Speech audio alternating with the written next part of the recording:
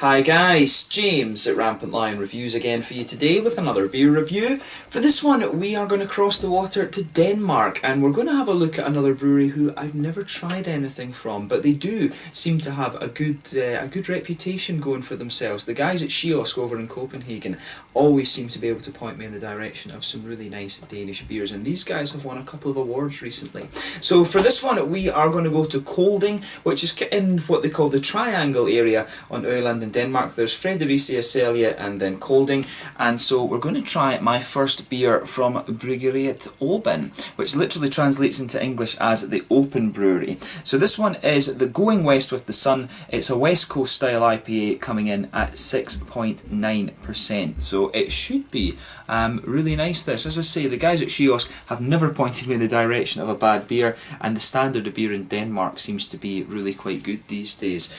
So very much looking forward to trying this one. I've told you in a number of videos that I've been missing the West Coast IPAs, so this was the reason why I picked this one out of all the open beers that they had in Kiosk. They had one that was called Going East with the Sun, which was a session New England IPA, but this was the one that I was very keen to try actually. So yeah, really looking forward to this one, and as always I hope you guys enjoy my take on this beer. So anyway, as is usual with my reviews then, I'll tell you a little bit about the brewery. If you want to get straight to the tasting, just fast forward. All the usual links are in the description below. That's the brewery website, the link to my other reviews that hopefully I can do in the future from Bryggeriet Åben. No doubt that I will add some more in the near future to this. There's all the usual social media. If you want to see more beer reviews, do please consider subscribing to the channel. The whole channel of course has a geography based tagging system, so you can go into the home page and search for beer based on country, city, state, county, prefecture, whatever it is you're interested in. Do check out the playlists of beers from different countries. There is one there for all the Danish beers that I've reviewed for you. That's constantly being added to, and as always please do get in touch and let me know some of the other beers and breweries that you guys would like to see me review. It's always great to hear from you guys that are watching the videos, and the support that you show the channel is hugely appreciated. So anyway, to tell you a little bit about Bryggeriet Åben then, on to my brewery notes quickly. So Bryggeriet Åben are based in Kolding in the South Denmark region, which like I said is in the Triangle region. It's just when you go over the bridge from Fyn basically. So you've got Jylland, which is where Copenhagen is, Fyn, and then Jylland, which is the mainland part connected to Denmark, and then you've got Bryggeriet and Kolding in that triangle area as they call it.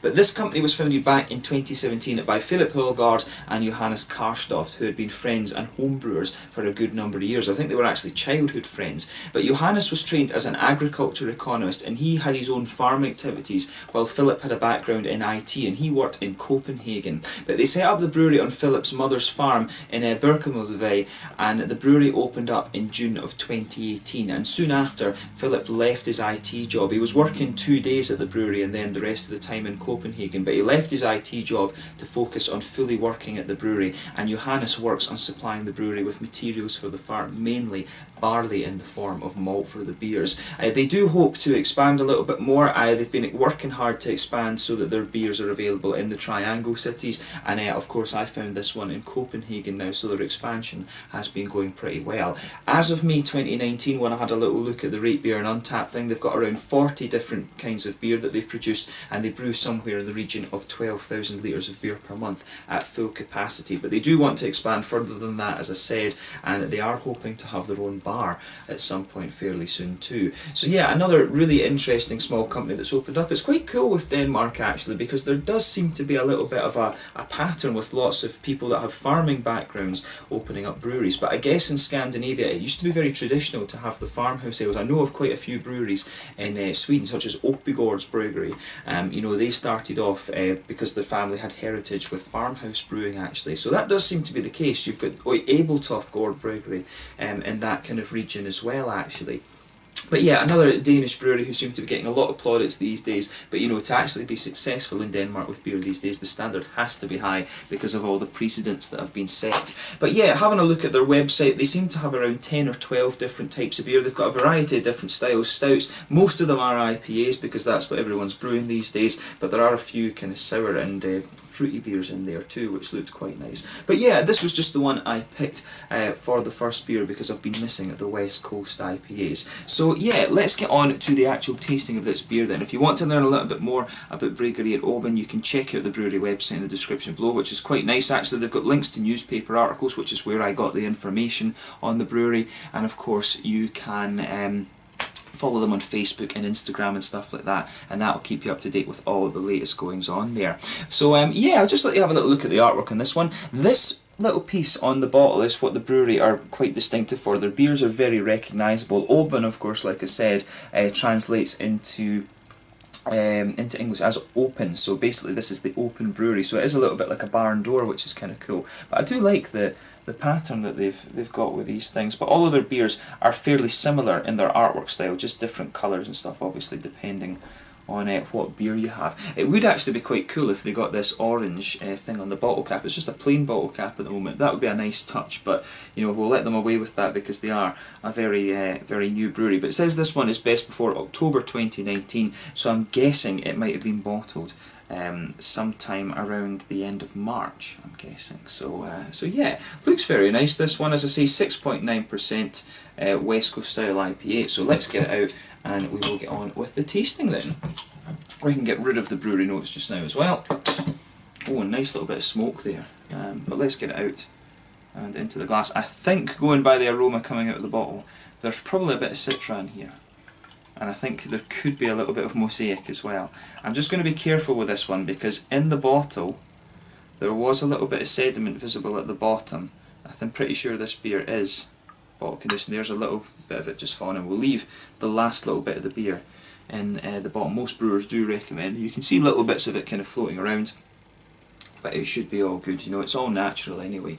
So yeah, as you can see, and if I hold this beer up to the light, oh, I have got a big bit of sediment in there, but sure, that'll not matter. But as you can see with this beer, it's poured a lovely, bright, golden amber colour. This one, I'd say, is a more orangey kind of blood, not quite blood orangey, it's not quite dark enough for that, but it's a lovely, bright, orangey amber colour. You can see there's about a quarter finger of a frothy, I would say, I'd say that head is more white than cream, to be honest with you. One or two big bubbles sticking towards the side of the glass, but a few little ones just heading up towards the bottom of that head there. But you know, overall it looks pretty nice and pretty much what you would expect from a West Coast IPA. So yeah, if I put my fingers behind the glass, you can see it does have a degree of haze to it, but nowhere near as hazy as you're going to get from one of these Haze for Days New England IPAs. But when I'm just moving this beer around, there's some lovely fruity aromas coming off this, and you can also smell a little bit of that sweet caramel malty backbone actually, which is what I've really missed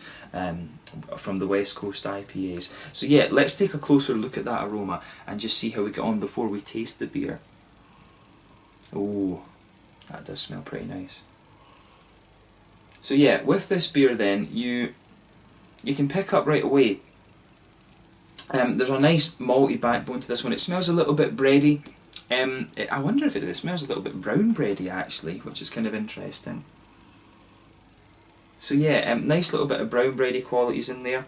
It does have this kind of grainy element to it underneath, which is quite nice. But like I say, I think they are kind of making their own malt and stuff, so you will get some unique, very unique things in this. But yeah, a little bit of a biscuity note in there. It reminds me of the McVitie's digestives. There's a little bit of a sweeter caramel in there, maybe very slightly toasted, to be honest, as well. But that could be the grainy elements of the beer kind of pushing their way out. So yeah, malt base is a little bit bready. It is also a little bit caramelly and biscuity. And you've also got, you've also got a nice little bit of floral aromaticity out of this one. So at the green side of the hops for me, there's a little touch of earthiness in there, which I'm guessing, going by the fruity notes in this, I do suspect there might be a bit of Mosaic in here. Mosaic can give you just that little bit of earthiness, but yeah, nice little touch of earthiness there. Some good floral aromaticity to the beer as well. Yeah, some good floral aromaticity in there. It's not quite piney or resin, it's definitely more floral. A bit of a lighter kind of grassy quality as well. I'd say the green side of the hops are leaning a bit more towards the floral side of things than the grassiness, but the grassiness, in fairness, does have a little bit of pungency to it, and on the fruity side of things, it's quite interesting. I'd say it's leaning towards the kind of tangerine oranges, which is what you would expect from Mosaic. There's just a few things in my head. I always like playing Guess the Hops with these beers. If you You know, I always like playing guess the hops with these beers if you don't know what's in them. But I do suspect, just going from the aroma when I opened this up, I suspect there might be a bit of Mosaic and Citra in here. It was mainly, the telltale signs in the aroma are more of Mosaic. It was just a little whiff of something that I got that made me think Citra. Because there is a little touch of a tropical mango-y note coming out of it. But when you go a bit more closely into the beer, it comes across as being more sort of orangey, and it's the earthiness in there as well that's making me wonder whether it's Mosaic, because Mosaic does have that little bit of earthy flavour. But yeah, as I always say, take a little bit of time and enjoy the aroma of the beer before you get stuck into it. This one definitely has that nice sweet backbone that you'd expect of a malty IPA. There is a little bit of, it is a little bit more earthy than some of the ones that I've kind of come across. So there is a sort of earthy, almost slightly herbal quality to this beer. So yeah, take a little bit of time and just enjoy the aroma of the beer before you get stuck into it. But we're going to have a taste of this one now and see how we get on. So this one is called Going West with the Sun. It's a West Coast IPA coming in at 6.9% from the Bryggeriet Åben, my apologies, just in Kolding on the Triangle region in Jylland in Denmark. Let's get stuck into this one. Slange, skål.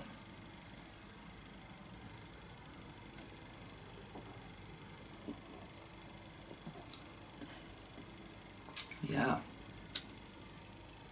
that's pretty nice actually.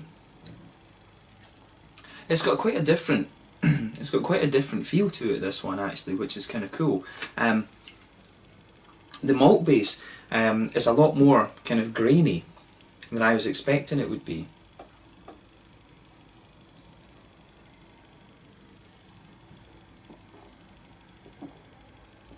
But I tell you something, it does have a really nice crispness to it, this beer. If you take a slightly bigger gulp of this one, you know, the malt base really does kind of sweeten up a little bit. So yeah, as I always say, take a sip or two of the beer before you start analysing it too much. Try like a small sip and try a big sip, and it just lets your mouth adjust to it fully. But it does have that nice bitter backbone that you would expect of a West Coast IPA.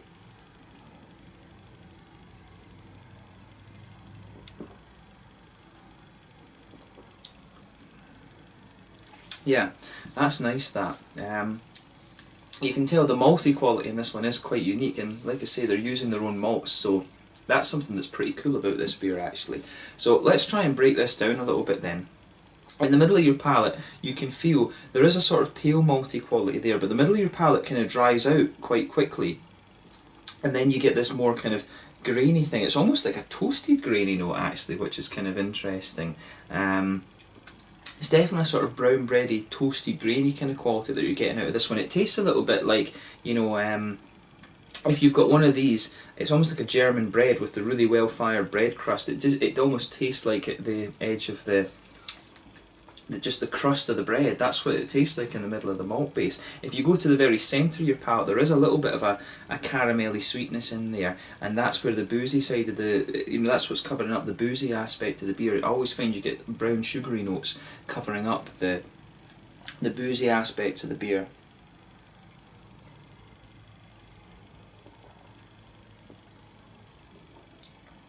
So yeah, in the middle of the palate, nice little bit of sweet caramel. Becomes a little bit oily actually, which is interesting, and as you move further out from that, you get the nice kind of biscuity qualities as well. You can feel that sort of slightly grainy but still quite sweet biscuity note just spreading out across the tongue, and then you can feel those toasty grainy notes underneath. But I'm finding that the more I drink of this beer, the sweeter it becomes in the middle of the palate, so it will start off quite grainy, I think.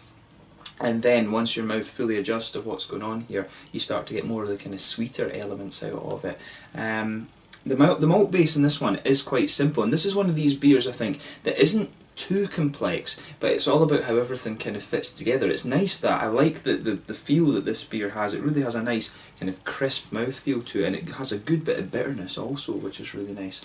I have been missing the higher IBUs recently, since a lot of brewers have been focused on the New England IPAs rather than the West Coast ones. These guys are supposed to be very good at the New England IPAs as well. I think it's Indian Summer is the New England IPA is called. But yeah, on the hoppy side of things, back corners of the palate, there's definitely a little touch of earthiness there. As you come further forward, it smooths out a little bit. The earthiness does spread forward quite far, actually. But when you get towards the front corners of the palate, it's definitely more of a kind of floral, slightly spicy, aromatic quality there. And round the very front curve of the tongue, the hoppy edge of your tongue is just nice and light and grassy, I have to say.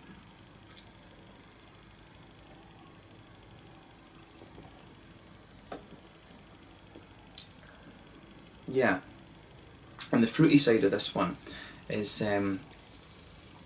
quite nice as well. It's from the flavour, I'm not sure that there is citra in there.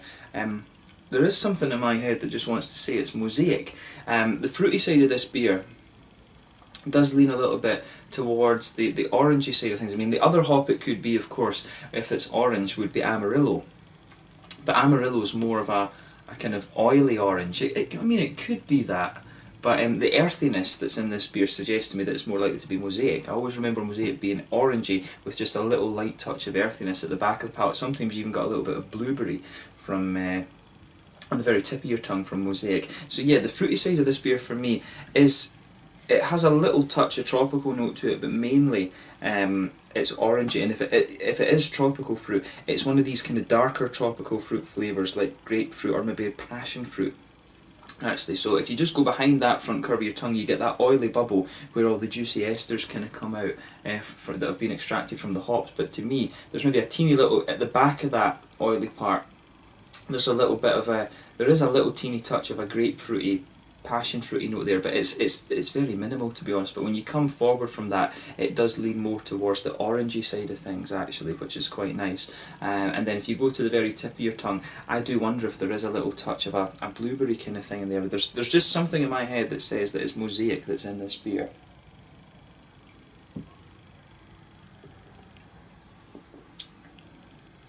Yeah.